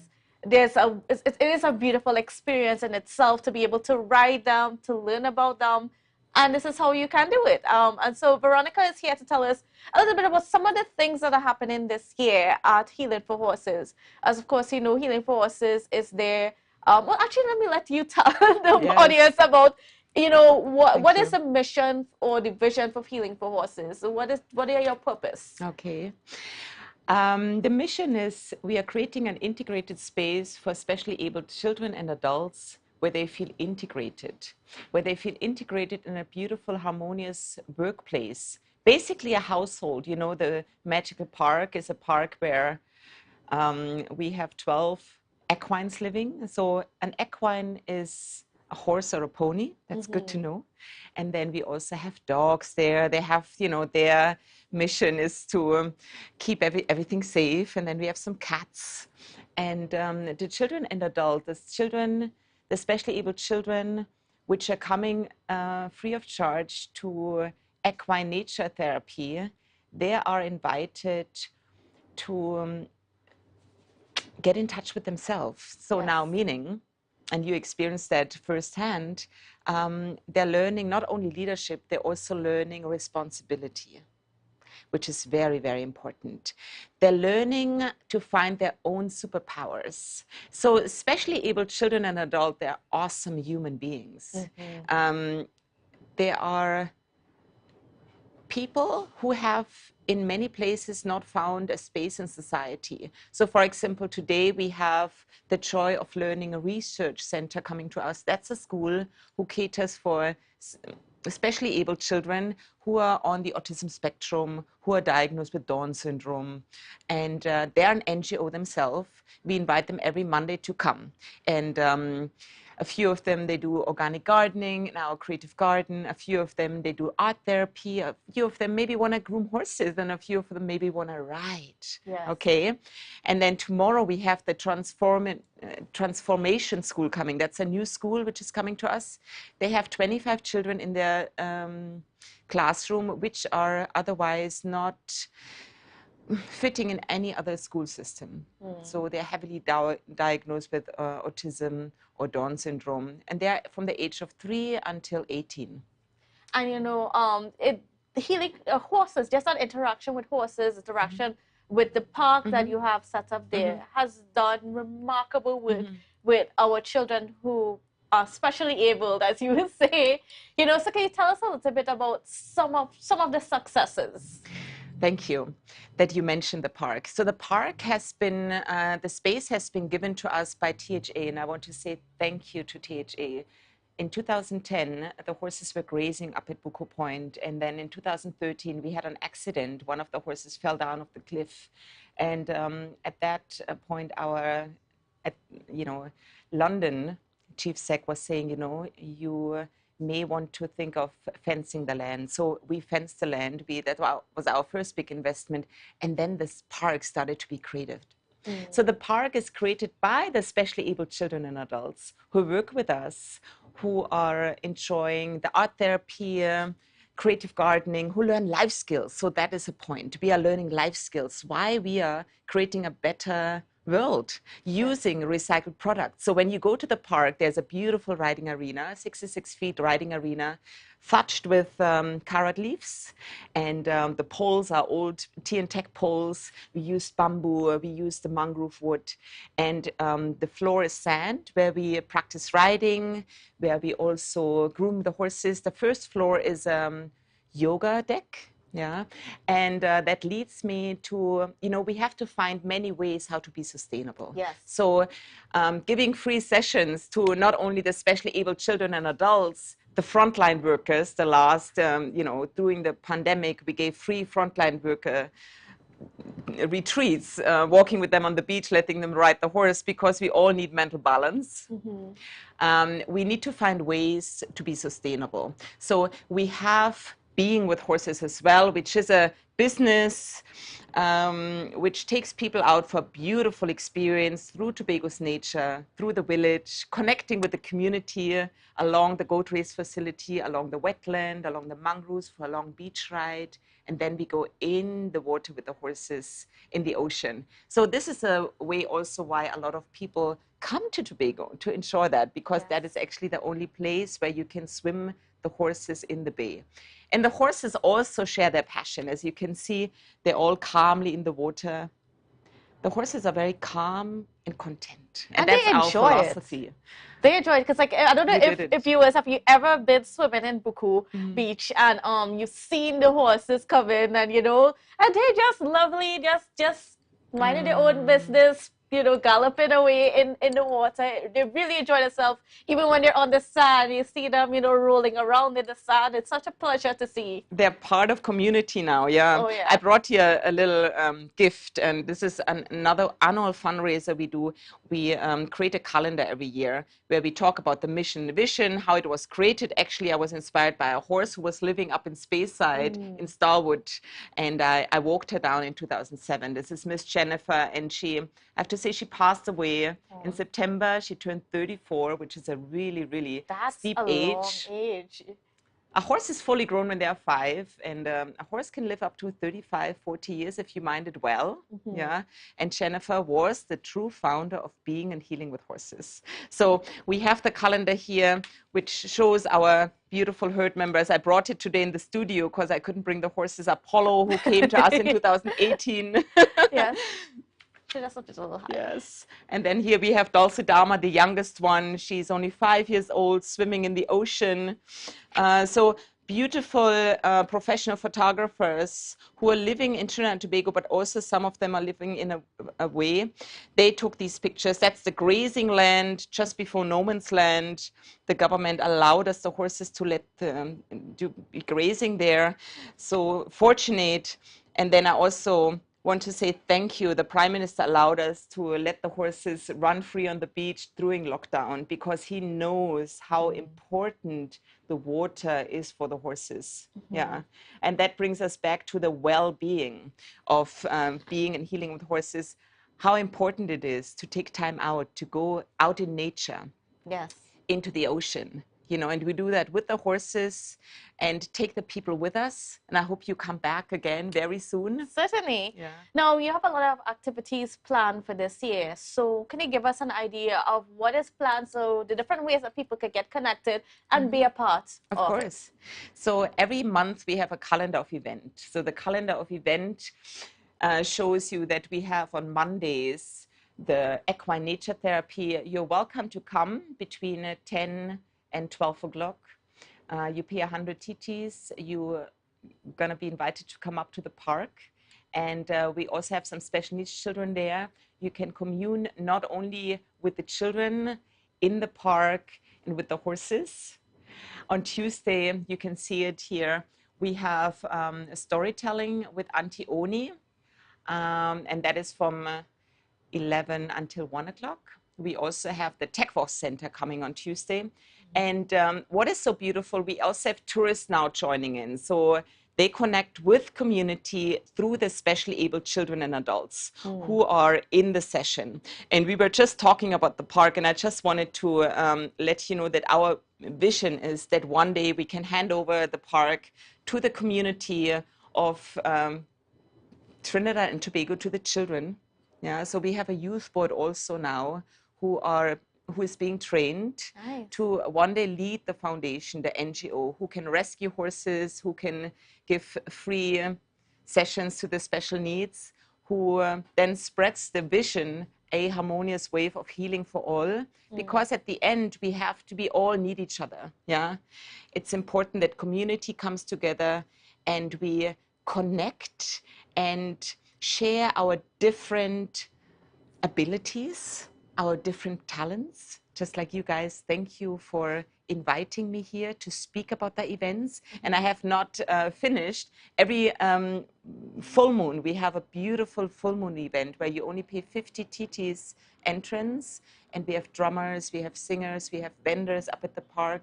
If you would like to vent, you're welcome to come and vent yourself. There are people with healthy food, homemade goods. So that's happening every full moon from 6 until 9 o'clock. And then what's the significance of that? I know there's some significance behind that, having a sort of a celebration, if you will, for full moon. The full moon, for us, it's also very practical because we have a lot of debris like branches we have to put together every month. And then again, we would like to celebrate. So the youth board members are usually there. You know, we also give out little tokens. We are able to share the park and the space with other community members who don't know the community as well, or the park. And then we have also a stage where we open up the stage for new artists, which is always important, that we help the children and adults to be showcased and to share their abilities. All right. So what else is on the calendar of events for the year? So we have on the monthly calendar on Wednesdays the art therapy from 3 until 5 with Lethe, which is a very well-known artist. Her name is Janine Crouch. She's also teaching at the different schools in Tobago as well. She's there on Friday. So everyone is welcome to participate for only $100. Yeah, it's a beautiful art therapy. Now, the new thing on the calendar of events on a yearly basis, and you can see that on our homepage, www.being-with-horses.com, is the retreats with horses, where you can book yourself in for a one-day retreat. Yeah, we had some companies coming and they're bringing their managers for one-day retreat just to get out and do something different, be inspired and feel yourself again, starting with a vision board workshop and then having a healthy lunch, and then we're going into a beautiful being with horses session where you learn to connect with horses in nature. Because being out in nature itself, it is what gives us the balance again. Certainly. And I could definitely attest to that. Well, Ms. Veronica, could you just give the contact details for people to connect with you, because you mentioned so much. So there's so many ways for people to get involved. There's so much to do with healing with horses. You know, people should make it like a weekly or a monthly thing. So how can they get in contact with you? So whenever you're in Buko, you go to the Gala Trace, and our office is open from 8 until 12 o'clock. And there's a beautiful youth board member in there. Her name is Chelsea Lowe. She's our new administrator. And I'm very proud that we have her with us, because she has been with us for about 7 years as a student, as a volunteer, and now she's going to be our admin manager. We have a souvenir shop there, a merchandise article shop where you can find beautiful handcrafted items, also our t-shirts with our logo on, and so much more. You can find out about the session. You can register your specially abled child in the Love and Magic Info Center, where you fill out an assessment form, and then we will give you an appointment to come in. You can also register yourself for a beautiful experience with the horses out in Tobago's nature. So we offer a Being with Horses session up at the park, where we groom the horses together, feed them, connect with them, and learn riding in the riding arena. You can also register yourself for a beautiful beach session or just a photo session. We have many ways where we make ourselves sustainable, which is really important. Certainly. Okay, so I'm really looking forward to have you coming for a site visit. I'm very honored. In half an hour, we have Ute König coming. She's the German ambassador. She has not been at our grounds, so I'm looking forward to have her there, introducing her to the specially able children, which we have there, and maybe we can get her to be a part of that. Certainly. All right, viewers, so there you have it. I mean, if you have never experienced any bit of healing with horses, if you've never even experienced being near to a horse, this is your opportunity to get connected. You can go as many times as you like. You know, there's, like I said, there's so much to see and do there. And it is a wonderful experience, especially for children that are struggling. You know, we have so many issues that are popping up now, but sometimes that experience with the horses, or just that experience with nature, helps build you up so much. So get connected, and well, that's how we're going to have to wrap this morning's show. So thank you, Veronica, again for being on with us, for sharing all that information, and thank you to you viewers for watching and continuing to show your love and support. You know, we want to thank you and we appreciate you, and we'll see you again tomorrow.